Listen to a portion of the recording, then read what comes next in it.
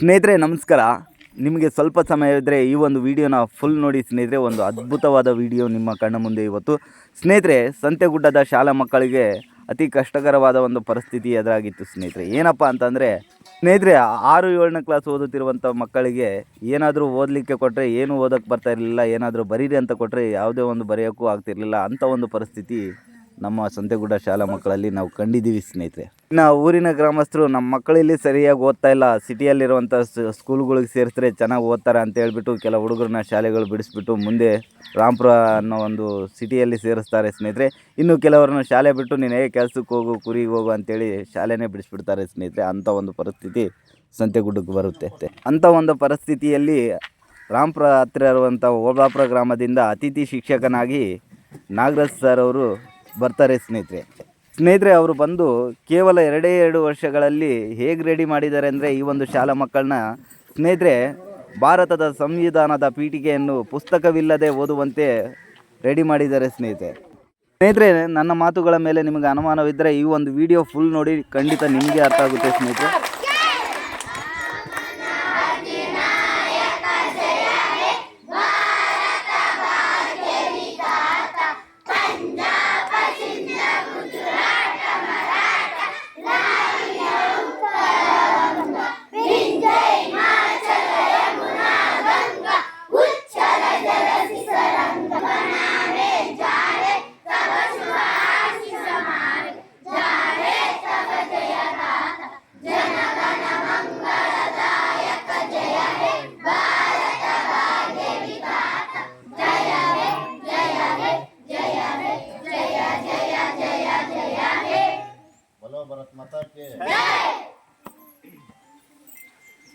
ಸ್ನೇಹಿತರೆ, ನಾನು ಹೇಳಿದಂಥ ನಾಗರಾಜ್ ಸರ್ ಈಗ ಭಾಷಣ ಮಾಡ್ತಾ ಇದ್ದಾರಲ್ಲ, ಇವರೇ ಸ್ನೇಹಿತರೆ. ಹಾಗೆ ಇವರ ಜೊತೆಯಲ್ಲಿರುವಂಥ ಇನ್ನೂ ಅತಿಥಿ ಶಿಕ್ಷಕರು ಎಲ್ಲರೂ ಚೆನ್ನಾಗಿ ಈಗ ಒಂದು ಪರಿಸ್ಥಿತಿಯಲ್ಲಿ ಸಂತೆಗುಡ್ಡದ ಸ್ಕೂಲ್ ಮಕ್ಕಳಿಗೆ ಒಳ್ಳೆ ವಿದ್ಯಾಭ್ಯಾಸ ಸಿಗ್ತಾ ಇದೆ ಅಂತೇಳಿ ಹೇಳ್ತಾ ಇದ್ದೀನಿ ಸ್ನೇಹಿತರೆ. ಹಾಗೂ ನಮ್ಮ ನೆಚ್ಚಿನ ವಿದ್ಯಾರ್ಥಿಗಳೇ, ಶಿಕ್ಷಕರೇ ಹಾಗೂ ಶಿಕ್ಷಕಿಯರೇ, ನಿಮ್ಮೆಲ್ಲರಿಗೂ ಕೂಡ 76ನೇ ಗಣರಾಜ್ಯೋತ್ಸವದ ಶುಭಾಶಯಗಳು. ಈ ಕಾರ್ಯಕ್ರಮಕ್ಕೆ ಬಂದು ಈ ಕಾರ್ಯಕ್ರಮವನ್ನು ಅತ್ಯಂತ ಯಶಸ್ವಿಗೊಳಿಸಿದ್ರಿ. ನಿಮಗೆ ಈ ಕಾರ್ಯಕ್ರಮಕ್ಕೆ ತುಂಬ ಹೃದಯದ ಸ್ವಾಗತವನ್ನು ಕುರಿತು ನಮ್ಮ ಪಂಚಾಯತಿಯ ಅಭಿವೃದ್ಧಿ ಅಧಿಕಾರಿಗಳಾಗಿರ್ತಕ್ಕಂತಹ ಟಿ ಪಾಲಯ್ಯ ಸರ್ ಅವರು 76ನೇ ಗಣರಾಜ್ಯೋತ್ಸವವನ್ನು ಕುರಿತು ಅವರು ಮಾತಾಡಬೇಕಂತಂದು ತಮ್ಮಲ್ಲಿ ಮನವಿ ಮಾಡ್ಕೊಳ್ತೀನಿ.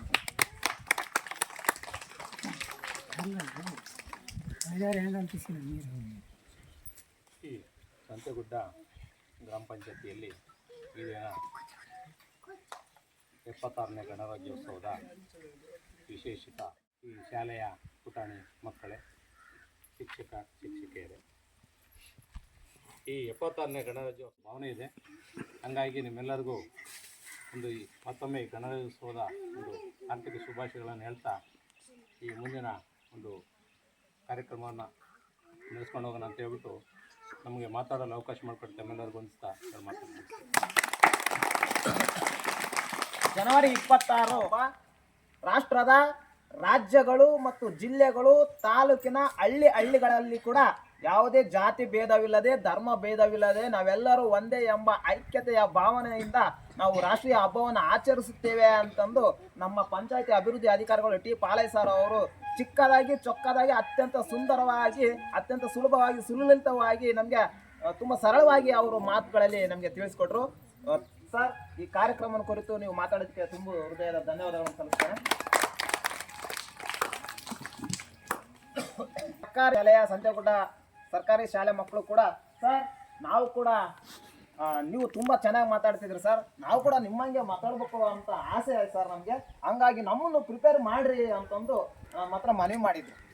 ಆ ಕಾರಣಕ್ಕೋಸ್ಕರ ಈ ಶಾಲೆಯ 4ನೇ ತರಗತಿ ಮಕ್ಕಳು ಸಂವಿಧಾನದ ಪೀಠಿಕೆಯನ್ನು ರೆಡಿಯಾಗಿ ಬಂದಿದ್ದಾರೆ. ದಯವಿಟ್ಟು ನಾವೆಲ್ಲರೂ ಎದ್ನಿತ್ತು ಸಂವಿಧಾನದ ಪೀಠಿಕೆಯನ್ನು ಓದುವ ಮೂಲಕ ಈ ಕಾರ್ಯಕ್ರಮಕ್ಕೆ ಕಳೆ ತುಂಬೋಣ. ಈ ಸಂವಿಧಾನದ ಪೀಠಿಕೆಯನ್ನು ಓದಲು ಸಿದ್ದರಾಮಯ್ಯ ಮತ್ತು ಹೊನ್ನೂರು ಸ್ವಾಮಿ ಅವರು 4ನೇ ಕ್ಲಾಸ್ ಮಕ್ಕಳು ದಯವಿಟ್ಟು ಈ ಕಾರ್ಯಕ್ರಮ ಮುಂಬಾಗಲೇ ಆಸ್ಕಾರ. ಭಾರತದ ಪ್ರಜೆಗಳಾದ ನಾವು ಭಾರತವನ್ನು ಸಾರ್ವಭೌಮ ಸಮಾಜವಾದಿ ಧರ್ಮ ನಿರಪೇಕ್ಷ ಪ್ರಜಾಸತ್ತಾತ್ಮಕ ಗಣರಾಜ್ಯವನ್ನಾಗಿ ರೂಪಿಸುವುದಕ್ಕೆ ರೂಪಿಸುವುದಕ್ಕಾಗಿ ಭಾರತದ ಎಲ್ಲ ಪ್ರಜೆಗಳಿಗೆ ಸಾಮಾಜಿಕ ಆರ್ಥಿಕ ಮತ್ತು ರಾಜಕೀಯ ನ್ಯಾಯವನ್ನು ವಿಚಾರ ಅಭಿವ್ಯಕ್ತಿ ನಂಬಿಕೆ ಧರ್ಮ ಮತ್ತು ಉಪಾಸನೆಯ ಸ್ವಾತಂತ್ರ್ಯವನ್ನು ಸ್ಥಾನಮಾನ ಮತ್ತು ಅವಕಾಶಗಳ ಸಮಾನತೆಯನ್ನು ದೊರೆಯುವಂತೆ ಮಾಡುವುದಕ್ಕಾಗಿ ವ್ಯಕ್ತಿ ಗೌರವ ದೇಶದ ಏಕತೆ ಮತ್ತು ಸಮಗ್ರತೆಗಾಗಿ ಎಲ್ಲರಲ್ಲಿ ಭ್ರಾತೃತ್ವ ಭಾವನೆಯನ್ನು ಉಳಿಸುವುದಕ್ಕಾಗಿ ದೃಢ ಸಂಕಲ್ಪ ಮಾಡಿ ನಮ್ಮ ಸಂವಿಧಾನ ಸಭೆಯಲ್ಲಿ 1969ನೇ ಇಸವಿಯ ನವೆಂಬರ್ ತಿಂಗಳ 26ನೇ ದಿನದಂದು ಈ ಸಂವಿಧಾನವನ್ನು ನಮಗೆ ನಾವೇ ಅರ್ಪಿಸಿಕೊಂಡು ಅಂಗೀಕರಿಸಿ ಶಾಸನವಾಗಿ ವಿಧಿಸಿಕೊಂಡಿದ್ದೇವೆ. ಕಾರ್ಯಕ್ರಮಕ್ಕೆ ಕಳೆ ತುಂಬಿದಂತ ಸ್ವಾಮಿ ಮತ್ತು ಸಿದ್ದರಾಮಯ್ಯನವರಿಗೆ ತುಂಬ ಹೃದಯದ ಧನ್ಯವಾದಗಳು. ಏನು 76ನೇ ಗಣರಾಜ್ಯೋತ್ಸವವನ್ನು ನಾವೇನು ನಮ್ಮ ಪಂಚಾಯತಿಯಲ್ಲಿ ಆಚರಣೆ ಮಾಡ್ತಿದ್ವಲ್ಲ, ಇಡೀ ಕಾರ್ಯಕ್ರಮಕ್ಕೆ ಕುರಿತು ಸಾಕಷ್ಟು ವಿದ್ಯಾರ್ಥಿಗಳು ಸರ್ ನಾವು ಮಾತಾಡ್ತೀವಿ ಅಂತಂದ್ರೆ ರೆಡಿಯಾಗಿ ಬಂದಿದ್ದಾರಣ. ಅವರೆಲ್ಲರೂ ಕೂಡ ಈಗ ಮಾತಾಡ್ತಾರೆ. ಈಗ ಮೊದಲನೇದಾಗಿ 7ನೇ ತರಗತಿ ವಿದ್ಯಾರ್ಥಿ ಆದಂಥ ಜ್ಯೋತಿ ಅವರು ಈ ಕಾರ್ಯಕ್ರಮ ಕುರಿತು ತಮ್ಮ ಅಭಿಪ್ರಾಯನ ಅನಿಸಿಕೆಯನ್ನು ಮಾತಾಡ್ಬೇಕಂತಂದ್ರೆ ಅವರಲ್ಲಿ ಮನವಿ ಮಾಡ್ಕೊಳ್ತೀನಿ.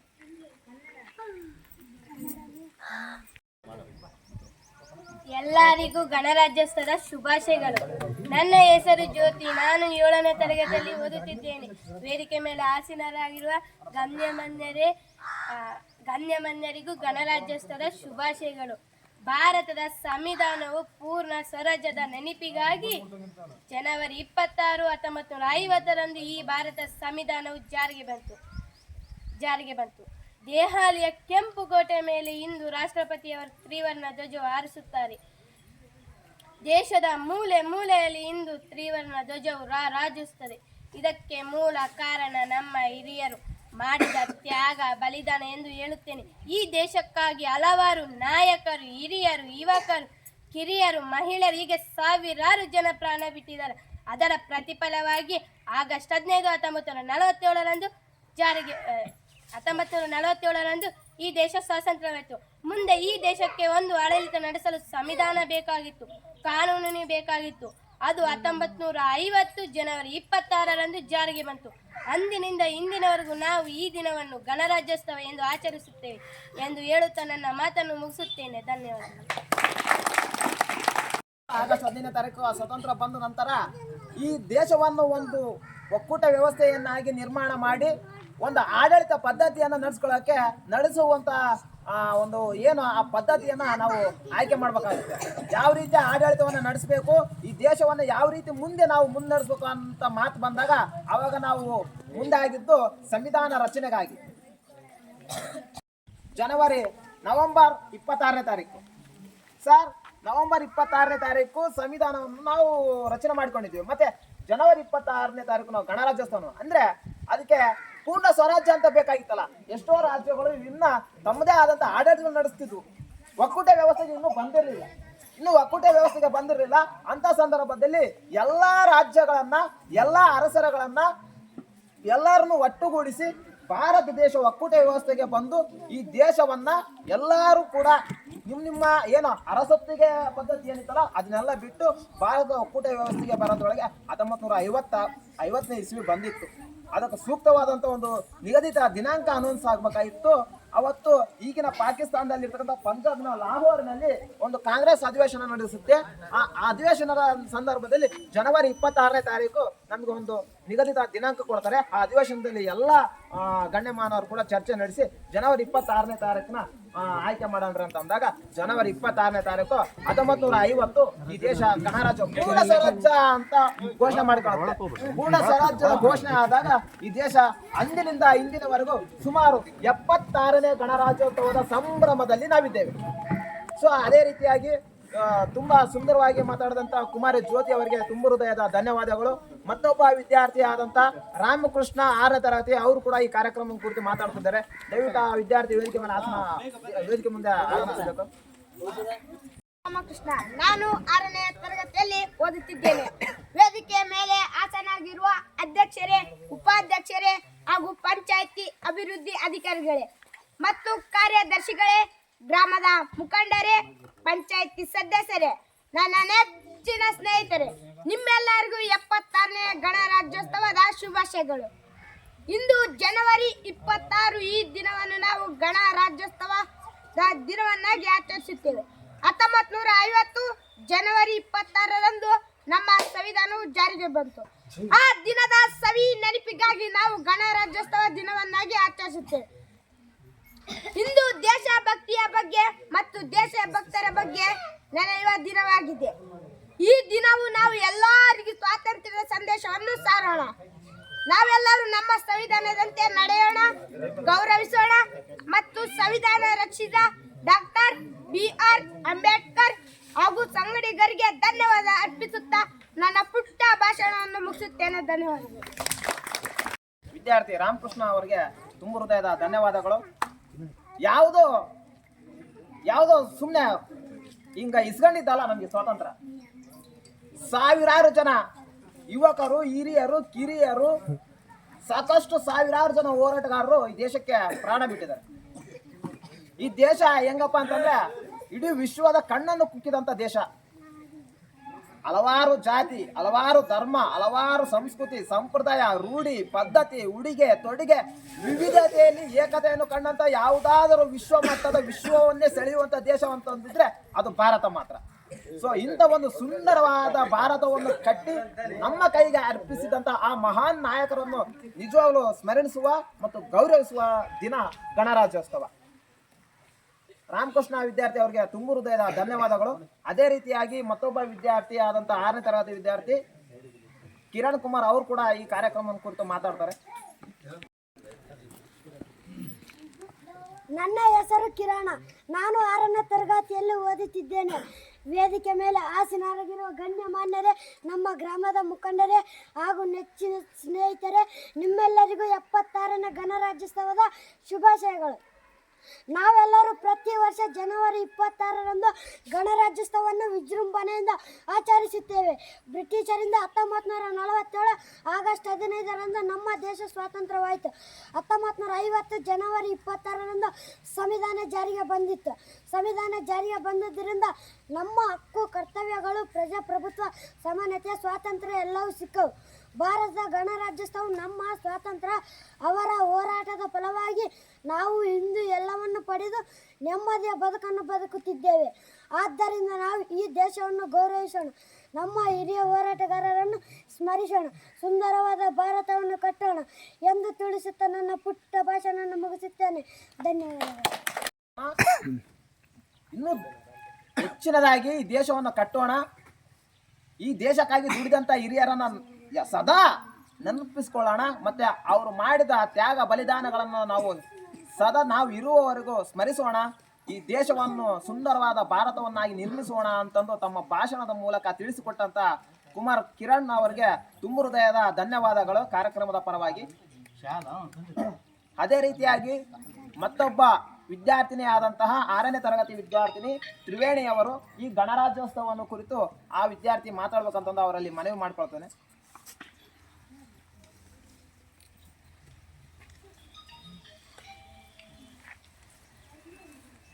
ನನ್ನ ಹೆಸರು ತ್ರಿವೇಣಿ. ನಾನು 6ನೇ ತರಗತಿಯಲ್ಲಿ ಓದುತ್ತಿದ್ದೇನೆ.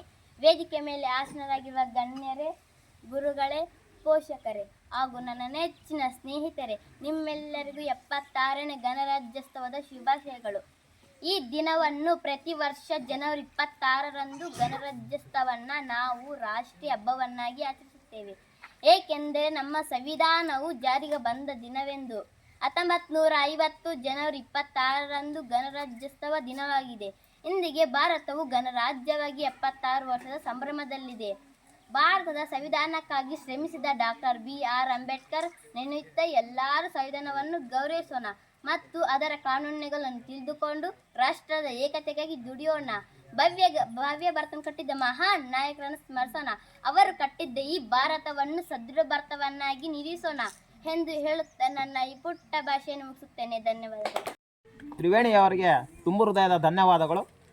ಈ ಕಾರ್ಯಕ್ರಮ ಅಂತಂದರೆ ಇದು ಒಂದು ಜಗತ್ತೇ ನಮ್ಮ ಕಡೆಗೆ ನೋಡುವಂಥ ಒಂದು ರಾಷ್ಟ್ರೀಯ ಹಬ್ಬ.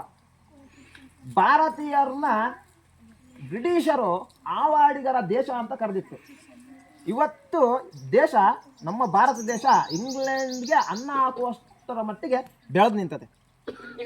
ಸೊ ಯಾವುದೇ ಕ್ಷೇತ್ರದಲ್ಲಿ ಕಮ್ಮಿ ಇಲ್ಲ, ಯಾವುದೇ ಕ್ಷೇತ್ರದಲ್ಲಿ ಭಾರತ ಯಾವುದಕ್ಕೂ ಕಮ್ಮಿ ಇಲ್ಲ ಅಂತಂದು ತೋರಿಸಿಕೊಟ್ಟಂಥ ದೇಶ. ಯಾವ ಲೆವೆಲ್ಲಿಗೆ ಬ್ರಿಟಿಷರು ಭಾರತವನ್ನು ಬಿಟ್ಟು ಹೋದಾಗ ಹೆಂಗಿತ್ತಪ್ಪ ಅಂತಂದರೆ, ಒಂದು ಹೊತ್ತಿನ ಅನ್ನಕ್ಕೂ ಕೂಡ ನರಳಾಡುವಂಥ ಪರಿಸ್ಥಿತಿಯಲ್ಲಿ ಭಾರತ ಅಂದಿನ ದಿನಮಾನಗಳಲ್ಲಿ ಇತ್ತು. ಮುತ್ತು, ರತ್ನ, ಬೆಳ್ಳಿ, ಬಂಗಾರ, ವಜ್ರ, ವೈಡೂರ್ಯದಿಂದ ತುಳುಕ್ತಿದ್ದಂಥ ದೇಶ ಈ ದೇಶಕ್ಕೆ ಬಂದರು 1600ರಲ್ಲಿ ಬ್ರಿಟಿಷರು, ಯುರೋಪಿಯನರು. ಅಂದಿನಿಂದ ಸುಮಾರು 1947ರವರೆಗೆ 347 ವರ್ಷಗಳ ಕಾಲ ಈ ದೇಶವನ್ನು ಆಳ್ವಿಕೆ ಮಾಡ್ತಾರೆ. ತಲೆಗೆ ಒಂದೇ ಇದ್ದಿದ್ದು ಅವ್ರಿಗೆ, ಏನು ಈ ದೇಶದಲ್ಲಿ ಆ ಲೆವೆಲ್ಗೆ ಸಂಪತ್ತಿತ್ತಪ್ಪ ಅಂತಂದರೆ ಪ್ರತಿಯೊಬ್ಬರು ಕೂಡ ಮತ್ತೊಬ್ಬರಿಗೆ ಅನ್ನ ಹಾಕುವಷ್ಟರ ಮಟ್ಟಿಗೆ ಈ ದೇಶದಲ್ಲಿ ಅಷ್ಟು ಸಂಪತ್ತು ತುಂಬಿ ತುಳುಕ್ತಿತ್ತು. ಅವ್ರಿಗೆ ಕಣ್ಣು ಕುಟ್ಟಿತ್ತು ದೇಶ, ವಿಶ್ವದ ಕಣ್ಣು ಕುಟ್ಟಿತ್ತು ಭಾರತ. ಆ ಒಂದು ನಿಟ್ಟಿನಲ್ಲಿ ವ್ಯಾಪಾರಕ್ಕಂತ ಬಂದಂಥ ಬ್ರಿಟಿಷರು ಕೊನೆಗೊಂದು ದಿನ ಭಾರತೀಯರನ್ನೇ ಆಳುವಷ್ಟರ ಮಟ್ಟಿಗೆ ಬೆಳೆದು ನಿಂತರು. ಇದನ್ನೆಲ್ಲ ಮನಗಂಡಂಥ ಕ್ರಾಂತಿಕಾರಿಗಳು, ಮಂದಗಾಮಿಗಳು, ತೀವ್ರಗಾಮಿಗಳು ಎಲ್ಲರೂ ಕೂಡ ಹೇಗಾದರೂ ಮಾಡಿ ಸ್ವಾತಂತ್ರ್ಯಕ್ಕೋಸ್ಕರ, ನಮ್ಮ ಭಾರತದ ಸ್ವಾತಂತ್ರ್ಯಕ್ಕೋಸ್ಕರ ನಾವು ಹೋರಾಟ ಮಾಡ್ಬೇಕಂತಂದು 1857ರಲ್ಲಿ ಈ ದೇಶಕ್ಕೋಸ್ಕರ ಪ್ರಥಮ ಸ್ವಾತಂತ್ರ್ಯ ಸಂಗ್ರಾಮ ನಡೀತು. ಪ್ರಥಮ ಸ್ವಾತಂತ್ರ್ಯ ಸಂಗ್ರಾಮ ನಡೆದಾಗ ಸಾಕಷ್ಟು ಜನ ಪ್ರಾಣ ಬಲಿದಾನಗಳು ಬಿಡ್ತಾರೆ. ಈ ದೇಶ ನರಳೋಗ್ಬಿಡುತ್ತೆ ಒಂದು ದಂಗೆನ ಕಂಡು. ಸ್ವಾಭಿಮಾನದ ದಂಗೆ ಹೇಗಾದರೂ ಮಾಡಿ ಬ್ರಿಟಿಷರನ್ನ ಹೊದ್ದು ಹೊರಗೆ ಹಾಕ್ಬೇಕಂತಂದು 1947 ಈ ದೇಶ ಸ್ವತಂತ್ರ ಆಗುತ್ತೆ. ಸ್ವತಂತ್ರ ಆಗಿದ ತಕ್ಷಣ ದೇಶವನ್ನು ಮುನ್ನಡೆಸ್ಕೋಸ್ಕರ ನಮಗೊಂದು ಲಿಖಿತವಾದಂಥ ಸಂವಿಧಾನ ಬೇಕಾಗುತ್ತೆ. ಪ್ರಪಂಚದ ಯಾವ ದೇಶಗಳಲ್ಲೂ ಕೂಡ ಇಷ್ಟು ಬೃಹತ್ ಗಾತ್ರದ ಸಂವಿಧಾನ ಎಲ್ಲೂ ಇಲ್ಲ. ಇಂಥ ಒಂದು ಲಿಖಿತ ಸಂವಿಧಾನ ಯಾವ ದೇಶದಲ್ಲಿಲ್ಲ. ಅಂಥ ಒಂದು ಸಂವಿಧಾನವನ್ನು ಕೊಟ್ಟಂಥ ಶ್ರೇಯಸ್ಸು, ಅಂಥ ಕೀರ್ತಿ ಮಹಾನ್ ನಾಯಕರಾದಂಥ ಬಾಬಾ ಸಾಹೇಬ್ ಅಂಬೇಡ್ಕರ್ ಅವರಿಗೆ ಸಲ್ಲಿಸಬೇಕು. ಮತ್ತು ಅವರ ತಂಡಕ್ಕೆ ಈ ಕಾರ್ಯಕ್ರಮ ಒಂದು ಗೌರವ ಅವರಿಗೆ ಸಲ್ಲಿಸಬೇಕು. ಈ ನಿಟ್ಟಿನಲ್ಲಿ ಭಾರತವನ್ನು ಕಟ್ಟಿ, ಭಾರತವನ್ನು ಬೆಳೆಸಿ ಇವತ್ತು ನಮ್ಮ ಕೈಗೆ ಮುನ್ನಡೆಸ್ಕೊಂಡು ಹೋಗುವಂಥ ಜವಾಬ್ದಾರಿನ ನಮ್ಮ ಕೈಗೆ ಕೊಟ್ಟಿದ್ದಾರೆ. ಈ ಒಂದು ಏನು ಗಣರಾಜ್ಯೋತ್ಸವ ನಾವು ಆಚರಣೆ ಮಾಡ್ತಾಯಿಲ್ಲ, ಇದು ಯಾವುದು ಸುಮ್ಮನೆ ಬಂದಿದ್ದಲ್ಲ. ನಮಗೆ ಸಾಕಷ್ಟು ಪ್ರಾಣ ಬಲಿದಾನಗಳು ಈ ದೇಶಕ್ಕೆ ನಡೆದಿದೆ. ರಕ್ತದ ಕೋಡಿ ಹರಿದಿದೆ. ಸಾಕಷ್ಟು ಮಹಿಳೆಯರು ವಿಧವೆಯರಾಗಿದ್ದಾರೆ. ಸ್ವತಂತ್ರ ಹೋರಾಟದಲ್ಲಿ ತಮ್ಮ ಗಂಡನ್ನು ಕಳ್ಕೊಂಡು, ಕುಟುಂಬಗಳು ಕಳ್ಕೊಂಡ್ರೆ, ಆಸ್ತಿ ಪಾಸ್ತಿಗಳು ನಷ್ಟ ಆಗಿವೆ.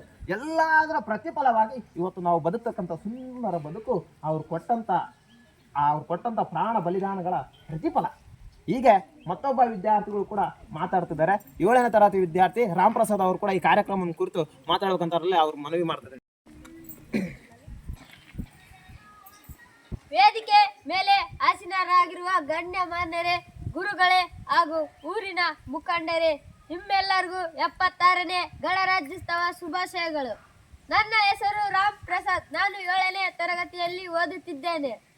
ಗಣರಾಜ್ಯೋತ್ಸವವು ಇದು ನಮ್ಮ ರಾಷ್ಟ್ರೀಯ ಹಬ್ಬವಾಗಿದೆ. ಇಂದು ನಮ್ಮೆಲ್ಲರಿಗೂ ಸಂತಸ ಹಾಗೂ ಸಂಭ್ರಮದ ದಿನವಾಗಿದೆ. ಏಕೆಂದರೆ ಈ ದಿನ ನಮ್ಮ ಸಂವಿಧಾನ ಜಾರಿಗೆ ಬಂದ ದಿನವಾಗಿದೆ. 1950 ಜನವರಿ 26ರಂದು ಗಣರಾಜ್ಯೋತ್ಸವದ ಆರಂಭದ ದಿನವಾಗಿದೆ. ಆದ್ದರಿಂದ ಈ ದಿನವನ್ನು ದೇಶದೆಲ್ಲೆಡೆ, ಪ್ರತಿ ರಾಜ್ಯದಲ್ಲಿ, ಪ್ರತಿ ಜಿಲ್ಲೆಯಲ್ಲಿ ಹಾಗೂ ತಾಲೂಕಿನ ಹಳ್ಳಿಗಳಲ್ಲಿ ಈ ದಿನವನ್ನು ರಾಷ್ಟ್ರೀಯ ಹಬ್ಬವಾಗಿ ಸಂಭ್ರಮದ ಸಡಗರದಿಂದ ಅತ್ಯಂತ ಪೂರಕವಾಗಿ ಆಚರಿಸುತ್ತೇವೆ. ಸಂವಿಧಾನಕ್ಕಾಗಿ ಶ್ರಮಿಸಿದ ಡಾಕ್ಟರ್ BR ಅಂಬೇಡ್ಕರ್ ಸ್ವಾತಂತ್ರ್ಯ ಹೋರಾಟಗಾರರನ್ನು ಸ್ಮರಿಸುವ ಮತ್ತು ಪಟ್ರ ಸಮದ ಬಗ್ಗೆ ತಿಳಿಯುವ ದಿನವಾಗಿದೆ. ನಮ್ಮ ಸಂವಿಧಾನವು ವಿಶ್ವದ ಅತಿ ದೊಡ್ಡ ಲಿಖಿತ ಸಂವಿಧಾನವಾಗಿದೆ. ಇದನ್ನು ರಚಿಸಲು 2 ವರ್ಷ 11 ತಿಂಗಳು 18 ದಿನಗಳು ಬೇಕಾಯಿತು. ಗಣರಾಜ್ಯೋತ್ಸವವು ಪ್ರತಿಯೊಬ್ಬರಲ್ಲಿ ಏಕತೆ ಬೆಳೆಸುವ ಮತ್ತು ರಾಷ್ಟ್ರೀಯತೆಯ ಭಾವನೆಯನ್ನು ಬೆಳೆಸುತ್ತದೆ ಎಂದು ತಿಳಿಸುತ್ತಾ ನನ್ನ ಭಾಷಣವನ್ನು ಮುಗಿಸುತ್ತೇನೆ. ಜೈ ಹಿಂದ್, ಜೈ ಭಾರತ್, ಜೈ ಸಂವಿಧಾನ. ಕೇವಲ 1-2 ದಿವಸಕ್ಕಾಗಿದ್ದಲ್ಲ. ನಮ್ಮ ರಾಮ್ ಪ್ರಸಾದ್ ವಿದ್ಯಾರ್ಥಿ ಭಾಳ ಚೆನ್ನಾಗಿ ಹೇಳ್ದ. 2 ವರ್ಷ 11 ತಿಂಗಳು 18 ದಿವಸ ಸಮಯ ತಗೊಂತು. 2 ವರ್ಷ 11 ತಿಂಗಳು 18 ದಿವಸ ಸಮಯ ತಗೊಂಡು ಒಂದು ಸುಂದರವಾದಂಥ ಲಿಖಿತ ಸಂವಿಧಾನವನ್ನು ಬರ್ಕೊಟ್ರು. ಯಾವ ದೇಶದಲ್ಲೂ ಕೂಡ ಲಿಖಿತ ಸಂವಿಧಾನ ಇಲ್ಲ ಬಹುಶಃ. ಅದು ಸ್ಪೆಷಲ್ ಏನಪ್ಪ ಅಂತಂದ್ರೆ ಭಾರತದ ತಾಕತ್ತು ಅಂತದ್ದು. ಸಮಪಾಲು ಸಮಬಾಳು ಸಮಾನತೆಯನ್ನು ಕೊಟ್ಟಂತ ಯಾವುದಾದ್ರೂ ಒಂದು ದೇಶ ಇದ್ರೆ ಅದು ಭಾರತ ಮಾತ್ರ. ಈ ಸಮಾಜದ ಕಟ್ಟ ಕಡೆಯ ಸಾಮಾನ್ಯ ಕೂಲಿಕಾರನ ಮಗನು ಕೂಡ ಈ ದೇಶದ ರಾಷ್ಟ್ರಪತಿ ಆಗ್ಬೋದು, ಈ ದೇಶದ ಪ್ರಧಾನಿ ಆಗ್ಬೋದು ಅಂತಂದು ನಮ್ಮ ಸಂವಿಧಾನ ಬಹಳ ಸ್ಪಷ್ಟವಾಗಿ ಹೇಳುತ್ತೆ.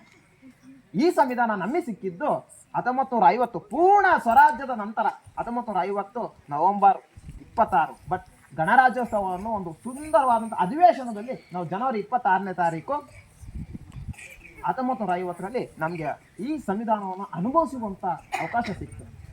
ಸೊ ಭಾಳ ಸ್ಪಷ್ಟವಾಗಿ ನಮ್ಮ ವಿದ್ಯಾರ್ಥಿಗಳು ತಿಳಿಸ್ಕೊಟ್ರು. ಅದೇ ರೀತಿಯಾಗಿ ಇನ್ನೊಬ್ಬರು ಆಂಗ್ಲ ಭಾಷೆಯಲ್ಲಿ ನಮ್ಮ ವಿದ್ಯಾರ್ಥಿಗಳು ಮಾತಾಡ್ತೀವಿ ಅಂತಂದು ರೆಡಿಯಾಗಿದ್ದಾರೆ. ರಾಮಕೃಷ್ಣ ಅವರು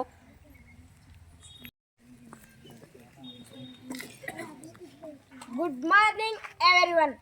Respected teacher, panchayat mentors, and all my friends. My name is Ramakrishna. I wish you all a very happy Republic Day.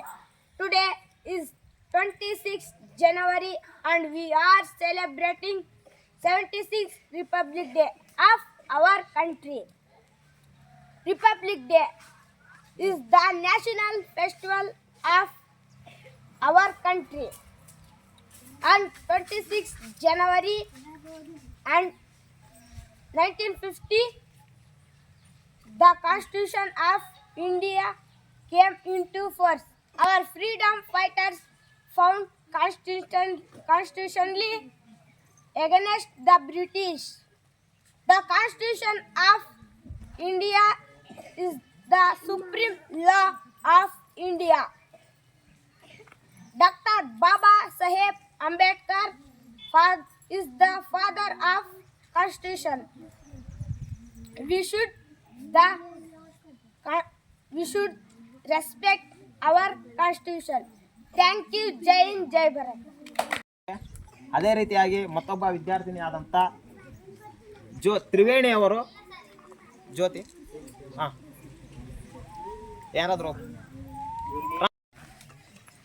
माननीय मुख्य अतिथि, आदरणीय शिक्षकगण और मेरे प्यारों बच्चों, आप सभी को गणतंत्र दिवस की हार्दिक शुभाशय। जैसा कि हम सभी को जानते हैं कि आज हम भारत के 76 गणतंत्र दिवस को यहाँ मनाने लिए एकत्रित हुए हैं। आज हमारे देश में 26 जनवरी को गणतंत्र दिवस के रूप में मनाया जाता है। यह हमारे एक राष्ट्रीय पर्व है। हमें अपने संविधान का सम्मान करने चाहिए। हमारे देश को और गणतंत्र बनाने के लिए अनेक स्वतंत्र सेनानी अपने जीवन का बलिदान दिया है। देश उन्हें समर्पण को कहीं नहीं बोल जाता है। आज भी हमारे देश में बेरोजगार, असमानता, भ्रष्टाचार जैसा समस्या है।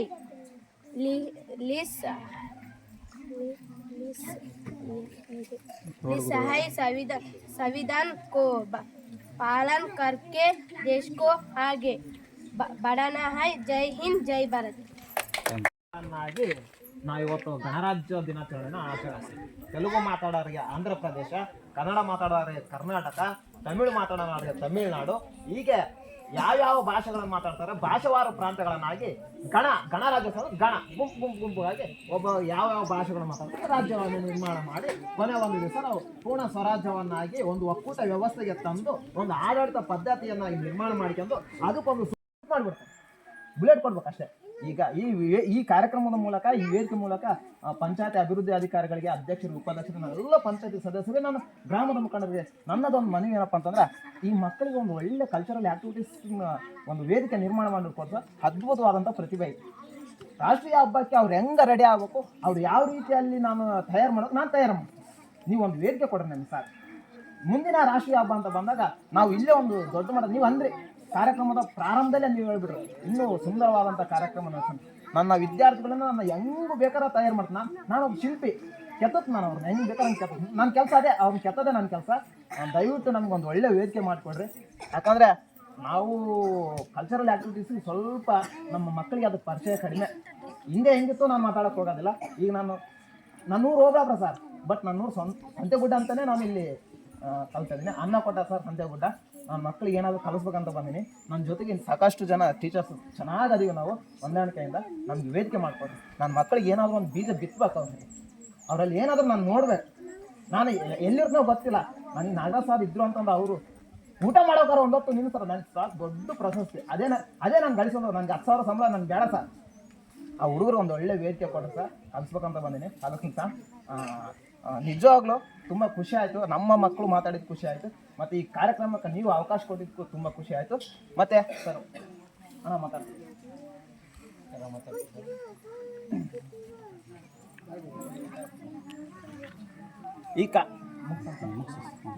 ಈ ಕಾರ್ಯಕ್ರಮಕ್ಕೆ ಆಗಮಿಸಿದಂಥ ಎಲ್ಲ ನಮ್ಮ ಸಂತೆಗುಡ್ಡ ಗ್ರಾಮ ಪಂಚಾಯಿತಿಯ ಮುಖಂಡರೇ, ಅಧ್ಯಕ್ಷರು, ಉಪಾಧ್ಯಕ್ಷರ, ಪಂಚಾಯತಿ ಸದಸ್ಯರೇ, ಪಂಚಾಯತಿ ಸಿಬ್ಬಂದಿ ವರ್ಗದವರೇ ಹಾಗೂ ನೆಚ್ಚಿನ ವಿದ್ಯಾರ್ಥಿಗಳೇ, ನಿಮಗೆಲ್ಲರೂ ಕೂಡ ಮಗದೊಮ್ಮೆ ಈ ಕಾರ್ಯಕ್ರಮಕ್ಕೆ ಆಗಮಿಸಿ ಕಾರ್ಯಕ್ರಮವನ್ನು ಅತ್ಯಂತ ಯಶಸ್ವಿಗೊಳಿಸಿದ್ದೀರಿ ಅಂತಂದು ನನಗೆ ತುಂಬ ಖುಷಿ ಆಗ್ತಿದೆ. ಹಾಗಾಗಿ ಕಾರ್ಯಕ್ರಮವನ್ನು ಯಶಸ್ವಿಗೊಳಿಸಿ ಕೊನೆಯ ಹಂತಕ್ಕೆ ಬಂದಿದ್ದೀವಿ ನಾವು. ನಿಮ್ಮೆಲ್ಲರಿಗೂ ಕೂಡ ತುಂಬ ಹೃದಯದ ಧನ್ಯವಾದಗಳನ್ನು ಸಲ್ಲಿಸುತ್ತಾ ಈ ಕಾರ್ಯಕ್ರಮಕ್ಕೆ ವಿರಾಮವನ್ನು ಹೇಳ್ತೇನೆ. ತುಂಬ ಹೃದಯದ ಧನ್ಯವಾದಗಳು. ಎಲ್ರಿಗೂ ಕೂಡ ಉಪಹಾರ ಐತೆ, ದಯವಿಟ್ಟು ಅಲ್ಲೇ ಕೂತ್ಕೊಳ್ರಿ.